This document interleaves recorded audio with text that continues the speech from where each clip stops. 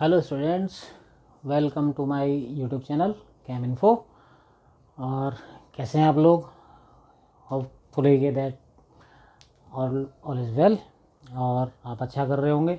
अब हम बात करते हैं अपनी डबल डिस्प्लेसमेंट रिएक्शंस की। एक्चुअली 2 दिन से थोड़ा वर्कलोड ज़्यादा था तो वीडियो नहीं आ पाया, और जो हमने जहाँ पर रिएक्शंस छोड़ी थी उसके आगे कंटिन्यू करते हैं। तो हम लोगों ने कुछ रिएक्शंस पढ़ ली थी, जैसे displacement reaction, combination reaction, exothermic reaction, endothermic reactions. ये कुछ रिएक्शंस के एग्जांपल्स हमने पढ़ लिए थे। अब हम बात कर रहे हैं डबल डिकम्पोजिशन रिएक्शंस की। तो डबल डिकम्पोजिशन रिएक्शंस क्या है? एक्चुअली ये the reactions in which the reactant interchange their anions और कैटाइंस। यानी कुछ ऐसी रिएक्शंस होती हैं जिनमें जो रिएक्टेंट्स होते हैं, रिएक्टेंट्स में जो सॉल्ट्स हैं या जो रिएक्टेंट्स हैं उनमें जो कैटाइंस और एनाइंस होते हैं तो वो इंटरचेंज हो जाते हैं। अब कैटाइंस एनाइंस क्या होते हैं? एक्चुअली कैटाइंस एनाइंस होते हैं कि कोई भी सॉल्ट है वो पॉजिटिव आयन और नेगेटिव आयन से मिलकर बना होता है। अब पॉजिटिव नेगेटिव आयन से मिलकर बना है, एक्चुअली इसका मतलब क्या है? पॉजिटिव नेगेटिव आयन से मिलकर बना है। पॉजिटिव आयन्स को हम कैटायंस कहते हैं और नेगेटिव आयन्स को हम एनायंस कहते हैं। सबसे इजी एग्जांपल जो है वो है NaCl। अगर आप देखो NaCl तो इसमें आपको पता है कि Na पर कैसा चार्ज होता है? Na is positive and Cl is negative. ठीक है, तो Na पॉजिटिव होता है, Cl नेगेटिव होता है, means Na is cation and Cl is anion. ये तो एक सिंपल सा एग्जाम्पल है। बहुत से ऐसे एग्जाम्पल हैं जिनमें सॉल्ट जो हैं वो कैटायन और एनायन से मिलकर बने होते हैं। फॉर एग्जाम्पल BaSO4, तो Ba 2 पॉजिटिव होता है, SO4 2 नेगेटिव होता है, तो ये भी एक सॉल्ट है। तो मीन्स क्या है कि डबल डिस्प्लेसमेंट या डबल डिकम्पोजिशन रिएक्शन जो होती हैं एक्चुअली उसमें हम जो कैटायन और एनायन है वो अपना जो प्लेस है वो इंटरचेंज करते हैं, और इस तरीके से जो प्रोडक्ट बनता है these are included in double displacement reactions. ठीक है, अब यहाँ पर हम अगर एग्जांपल देखते हैं तो कुछ एग्जांपल्स हैं, बहुत इजी एग्जांपल्स हैं, देखते हैं। यहाँ क्या होता है कि फॉर एग्जांपल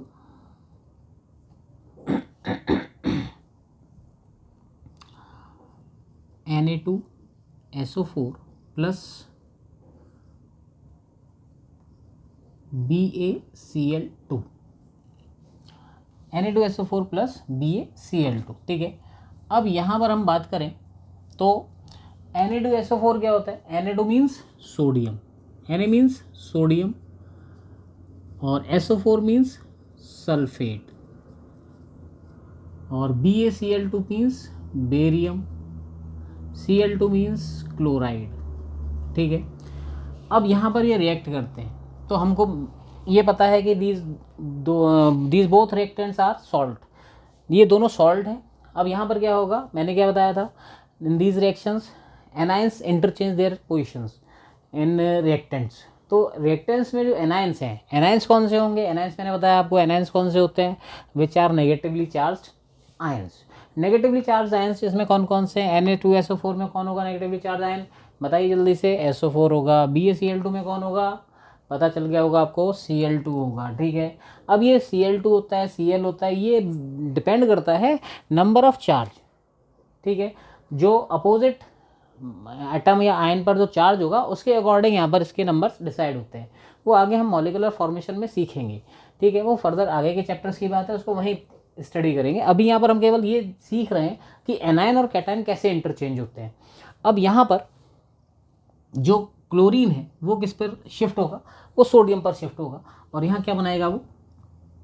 NaCl, 2 NaCl यहाँ फॉर्म करेगा, और Ba के साथ कौन इंक्लूड हो जाएगा? BaSO4। तो यहाँ पर क्या बन गया? यहाँ पर ये बन गया नाम, भाई एनायन इंटरचेंज हुए हैं उनके नाम इंटरचेंज कर दो। क्लोराइड को यहाँ रख दो, सल्फेट को यहाँ रख दो, तो क्या नाम हो जाएगा? Sodium chloride, barium sulphate. तो ये क्या बन गया यहाँ पर? Sodium chloride, and here it is barium sulphate. ठीक है, तो ये रिएक्शन यहाँ पर डबल डिकम्पोजिशन रिएक्शन है। ठीक, एक्चुअली सिंपल से फॉर्म क्या है कि यहाँ पर जो अगर प्रैक्टिकली इसकी बात करते हैं, प्रैक्टिकली इसमें क्या होता है कि यहाँ पर ये सॉल्यूशन फॉर्म में होते हैं। अगर हम सोडियम सल्फेट का सॉल्यूशन लेते हैं और उसमें हम थोड़ा सा बेरियम क्लोराइड इंक्लूड करते हैं सॉल्यूशन फॉर्म में या सॉल्ट फॉर्म में, किसी भी फॉर्म में इंक्लूड करते हैं, तो धीमे धीमे ग्रेजुअली क्या होता है, ये दोनों रिएक्ट करते हैं तो ग्रेजुअली रिएक्शन के फॉर्म में ये क्या होता है कि टेस्ट ट्यूब में जब दोनों लिक्विड्स इंक्लूड हो जाते हैं, मिल जाते हैं, मिक्सअप हो जाते हैं, तो वहाँ पर धीमे धीमे एक क्या कहते हैं कि वेट कॉटन जैसा सब्सटेंस बनने लगता है। मतलब जैसे गाढ़ी गाढ़ी रुई होती है, जैसे दूध फट जाता है जिस टाइप के से, उस टाइप से कुछ सब्सटेंस इसमें बनने लगता है। That is called precipitate. उस टाइप से प्रेसिपिटेट फॉर्मेशन हो लगता है and that precipitate is of barium sulphate. वो बेरियम सल्फेट का प्रेसिपिटेट होता है और जब भी प्रेसिपिटेट फॉर्मेशन होता है तो हम उसको डाउनवर्ड डायरेक्शन में शो करते हैं। यहाँ पर पीपीटी का मतलब होता है प्रेसिपिटेट। तो यहाँ पीपीटी जिसके आगे लिखा हुआ है इसका मतलब वो प्रेसिपिटेट फॉर्म में आ रहा है और जो लिक्विड फॉर्म है वो रिमेनिंग सॉल्यूशन है। यानी जो लिक्विड बचेगा वो किसका होगा, NaCl का, और जो पीपीटी होगा वो किसका होगा, बेरियम सल्फेट का होगा। ओके, तो these kind of reactions are double displacement reactions. ऐसी और भी रिएक्शंस होती है, जैसे हम देखते हैं आगे कि यहाँ पर अगर हम बात करें NaCl प्लस AgNO3, ये रिएक्शन है एक NaCl प्लस AgNO3। अब यहाँ पर हम इसको प्रोडक्ट में कन्वर्ट करना चाहें तो कैसे कन्वर्ट करेंगे, क्या प्रोडक्ट बनेंगे। अब आपको समझ में आया होगा कि यहाँ पर क्या इंटरचेंज होगा, पता चल गया होगा क्या इंटरचेंज होगा। यहाँ पर जैसे क्लोरीन ने किसको इंटरचेंज किया, SO4 का। सिमिलरली यहाँ कौन इंटरचेंज करेगा, कौन करेगा भाई, जल्दी जल्दी बोला करो, NO3 करेगा। किसको करेगा, Cl को करेगा। प्रोडक्ट क्या बनेगा, फटाफट बना दो। यहाँ प्रोडक्ट बनेगा NO3 किसके साथ इंक्लूड हो गया, Na के साथ, तो क्या बन गया NaNO3। अरे क्या बन गया भाई, NaNO3 बन गया कि नहीं बन गया। सिमिलरली अब Cl यहाँ से निकल के भाग गया, तो भाग क्या गया, उसने लात मार दी। अब लात मारी तो किसके पास जाएगा, जिसको ये छोड़ गया उसके पास पहुँच जाएगा। तो यहाँ से क्या बन जाएगा, AgCl। ठीक है, नेमिंग करते हैं। What is this, this is sodium chloride. Okay, this is silver nitrate, this is silver nitrate. अब यहाँ प्रोडक्ट क्या बनेगा, मैंने क्या बताया था, नाम इंटरचेंज कर दो। सोडियम के साथ NO3 आ गया तो ये क्या बन गया, सोडियम नाइट्रेट। और ये क्या बन गया, सिल्वर क्लोराइड। तो इस तरीके से यहाँ पर अगर मैं इंडिकेट करना चाहूँ, आप समझ लो इस चीज़ को। अगर मैंने यहाँ पर डाउनवर्ड डायरेक्शन बना दिया, मतलब क्या हुआ इसका, जल्दी बताओ। इसका मतलब क्या है, मैंने डाउनवर्ड डायरेक्शन बताया है, ऊपर वाली डायरेक्शन में बताया। क्या मतलब है, यहाँ मतलब ये है कि ये किस फॉर्म में आ जाएगा, पीपीटी फॉर्म में। किस फॉर्म में, प्रेसिपिटेशन फॉर्म में आ जाएगा, प्रेसिपिटेट बन जाएगा ये। यानी कि यहाँ सॉल्यूशन कौन होगा, NaNO3, प्रेसिपिटेट क्या होगा, AgCl। ठीक है, these kinds of reactions are known as double decomposition, double displacement reaction. ठीक है, now next kind of reactions are oxidation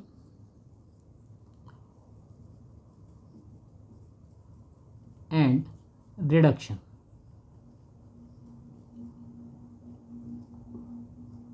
what is the meaning of oxidation and reduction, क्या मतलब होता है ऑक्सीडेशन रिएक्शन का।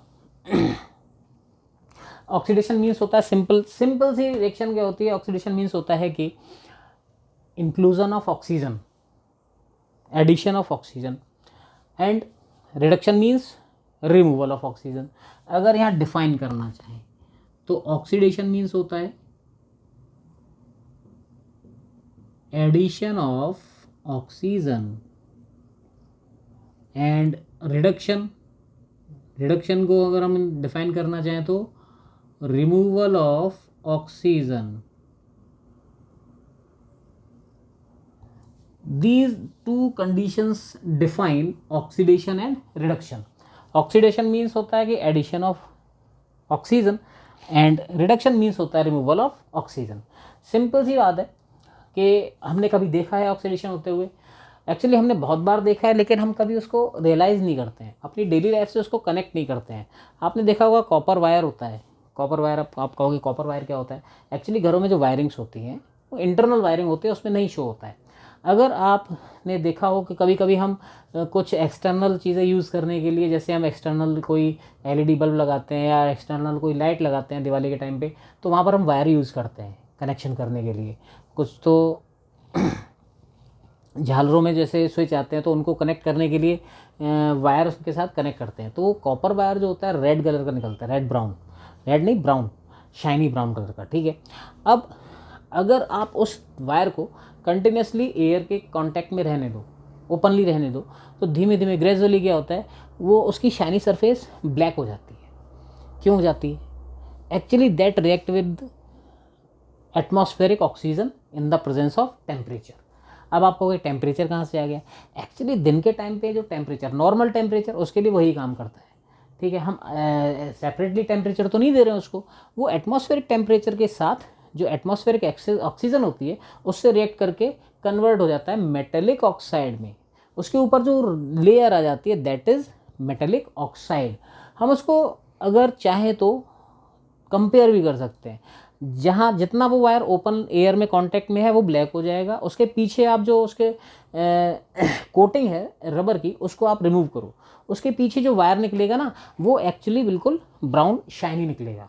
क्यों? क्योंकि that is not in contact with air and temperature.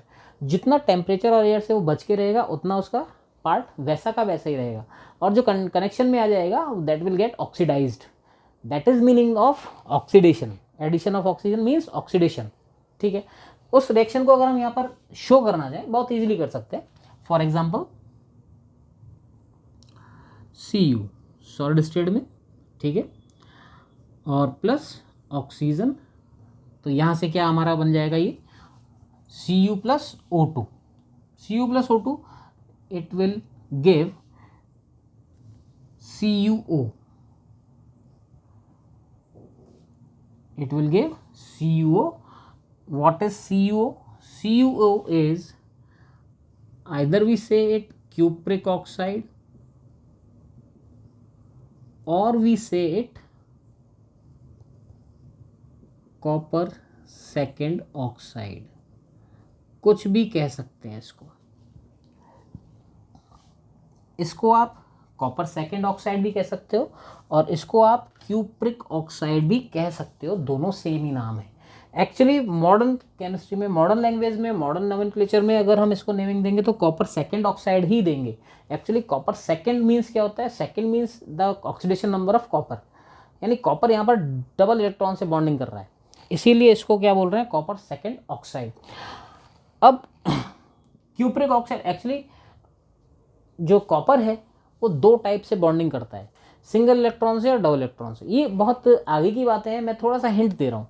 वो हिंट इसलिए दे रहा हूँ क्योंकि यहाँ second, third, fourth, fifth, first का मीनिंग समझ लें। एक्चुअली जितने भी यहाँ पर सेकंड, फर्स्ट, फोर्थ जो भी नंबर आ रहा है रोमन नंबर आएगा, और ये रोमन नंबर जो है वो नंबर इलेक्ट्रॉन ऑफ शेयरिंग बताएगा। यहाँ पर कॉपर जो है वो दो इलेक्ट्रॉन से शेयरिंग कर रहा है, इसीलिए वो copper second oxide.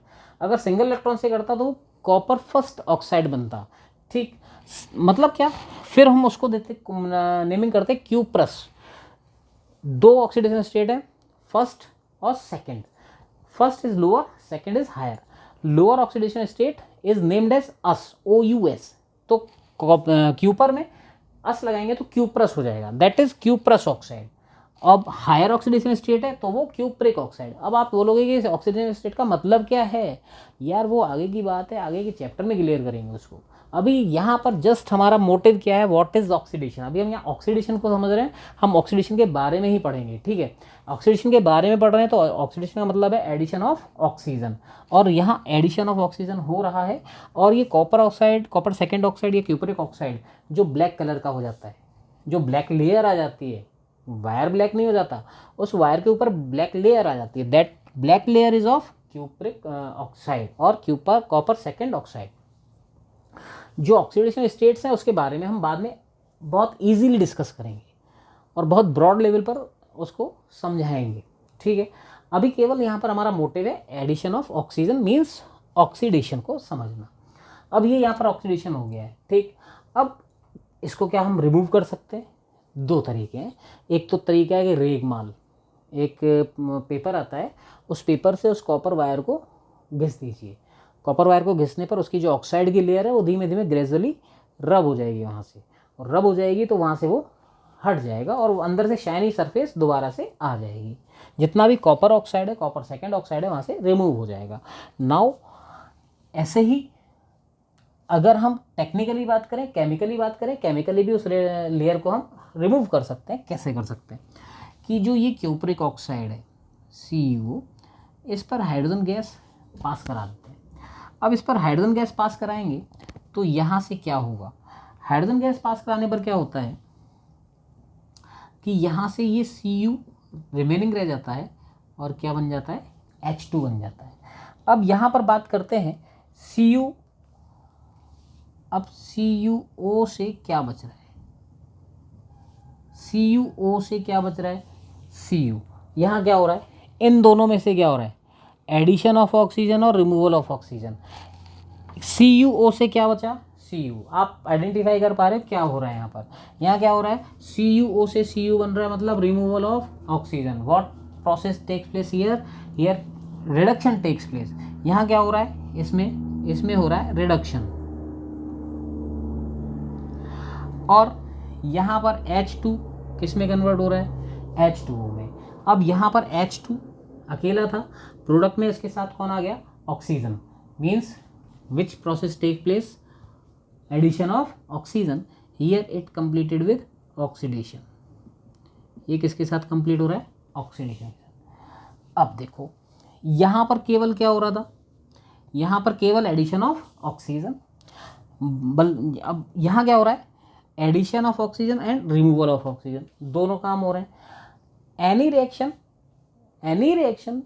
In which oxidation and reduction both take place simultaneously, that reaction is known as redox reaction।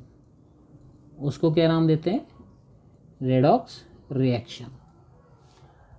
ऐसी रिएक्शन जिसमें ऑक्सीडेशन भी हो रहा हो, रिडक्शन भी हो रहा हो, these reaction are known as redox reactions. ठीक है, ऐसी और भी रिएक्शंस हैं, और सिंपली ऑक्सीडेशन रिएक्शंस भी हैं। जैसे यहाँ पर हम बात करते हैं Zn+O2, it converted into ZnO।